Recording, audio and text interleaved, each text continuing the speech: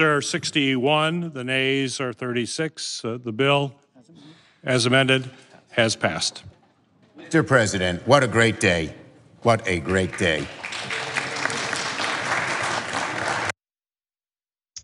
Yeah, baby, great day indeed. The Senate passed a bipartisan legislation Tuesday to protect same-sex marriage. This is a sigh of relief for the hundreds of thousands of same-sex couples who have married since the Supreme Court's 2015 decision. Democrats are moving quickly while the party still holds the majority in both chambers of Congress. However, it is important to note the legislation would not force any state to allow same-sex couples to marry. But let's put this up and read this.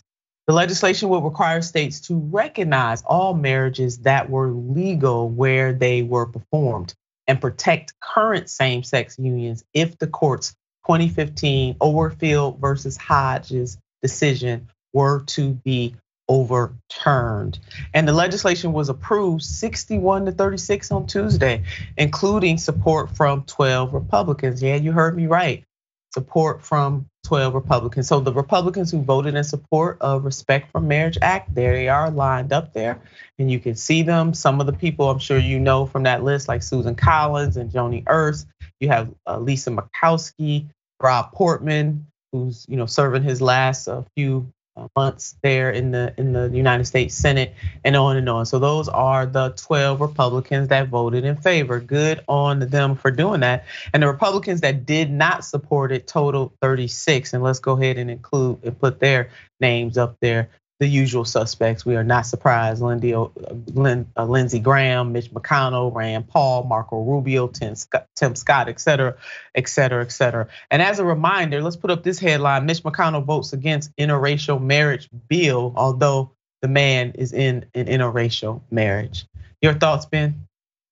Yeah, I mean, there's so many directions to go from here. First and foremost, the only reason this is happening now is because Obama didn't do this when he had a supermajority, right? Same thing with Roe v. Wade, right? Why there's this fuss about Roe v. Wade and stuff like that. Like fundamentally, this stuff should have been done a heck of a lot earlier. And there are actually a lot of Democrats like Bill Clinton in the past that actually actively push things backward on this front. But this is a victory. We need to accept this victory. And I think we also need to take a minute to take in all the coping and seething from the right-wing think tanks and the Heritage Foundation crying about it. And just take